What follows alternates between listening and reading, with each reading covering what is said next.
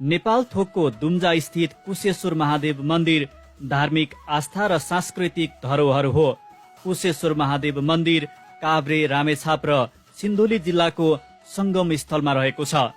भोटेकोशी, इन्द्रावती, सुनकोशी, चौरी खोला लगायतका असंख्य हिमाली पहाडी खोला, छाँगा छहरा समेटेर पूर्व बगेकी पवित्र सुवर्ण कौशिकी अर्थात् सुनकोशीमा मिसिन पुगेकी रोशी खोला, लीलावती, रोहमतीको दोबानमा पवित्र कुशेश्वर मन्दिर रहेको छ।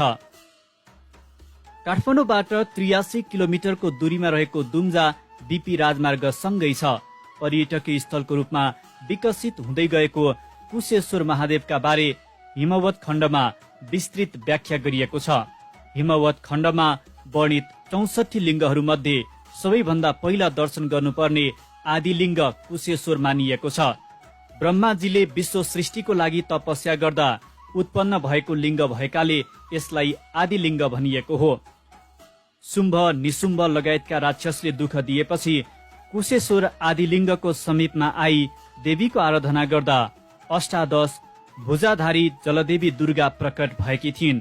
उनले राक्षसको वध गरी देवताहरूको उद्धार गरेर सुनकोशी नदीमा खाँडो पखालेर खाँडादेवीमा गाडेर कालिन्चोक गई अन्तर्ध्यान भएको धार्मिक मान्यता पनि छ।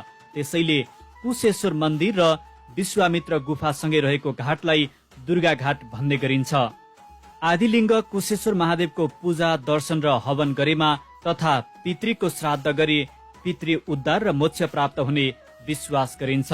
सुवर्ण कौशिकीको स्नानपछि कुशेश्वरको दर्शन गरेर कुष्ठरोग निको भई विरूपाक्ष पशुपतिनाथको दर्शन गर्न गएको वर्णन पनि धर्मशास्त्रमा छ। काठमाडौँ उपत्यकाका नेवार समुदायले कुशेश्वर महादेवलाई कुल देवताको रूपमा समेत पुज्ने गर्दछन्।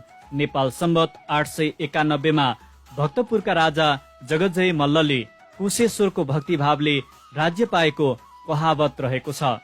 सिन्धुलीको सुनकोशी गाउँपालिका 1 दुम्जामा अवस्थित प्राचीन मन्दिर आदिलिङ्गेश्वर महादेवको मन्दिर प्रवेश गर्नुभन्दा अगाडि बायाँतर्फ निकै नै आकर्षक शिखर शैलीको सौर्य मण्डलीय शक्तिपीठ मन्दिर पनि रहेको छ।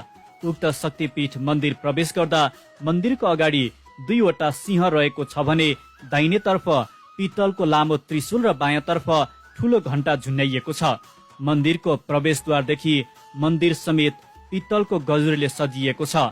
मन्दिरको दाहिनेतर्फ पित्तलको ठूलो त्रिशूल रहेको छ भने बायाँतर्फ पित्तलकै आकारमा नेपालको झण्डा देख्न सकिन्छ।